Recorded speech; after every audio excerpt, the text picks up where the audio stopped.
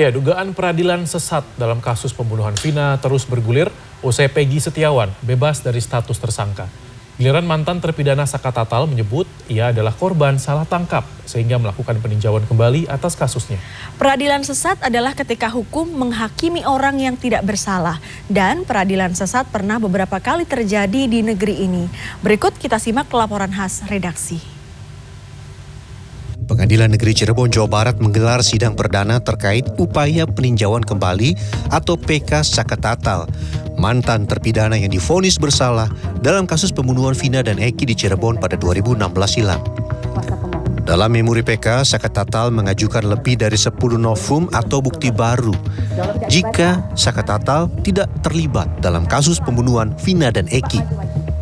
Salah satu poin penting dalam novum tersebut adalah mempertegas kalau penyebab kematian Vina dan Eki karena kecelakaan lalu lintas, bukan akibat pembunuhan. Mahkamah Agung dengan novum-novum yang kita ajukan, 10 novum bukti terbaru bahwa kita yakinkan ini adalah kecelakaan, kita meminta dan memohon bahwa harus dengan teliti dan jelas majelis hakim yang mulia. Menanggapi memori peninjauan kembali yang dilayangkan oleh kuasa hukum Saka Tatal, pihak termohon atau jaksa dari Kejaksaan Negeri Cirebon menyatakan belum siap dan meminta waktu kepada majelis hakim untuk mempelajari memori PK tersebut. Tapi dikarenakan terkait adanya beberapa poin yang dikurangi, kemudian beberapa poin juga yang ditambahkan oleh penasihat hukum pemohon, maka tentunya kami perlu mempelajari terlebih dahulu poin-poin tersebut dan kami meminta waktu untuk menyusun ulang tanggapan kami majelis. Hakim Ketua Pengadilan Negeri Cirebon Rizka Yunia yang memimpin sidang mengatakan, jika Pengadilan Cirebon tidak memiliki kapasitas memutus atau mengabulkan PK yang dilayangkan oleh pihak termohon, yaitu kuasa hukum Saka Tatal.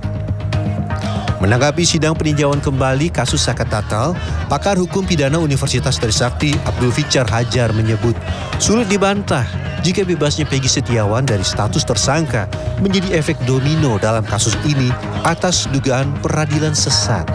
Abdul Fichar juga menyebut jika peninjauan kembali kasus Saka Tatal dikabulkan, maka 7 terpidana lain bisa bebas. Jika kasus Saka Tatal satu rangkaian dengan terpidana lainnya.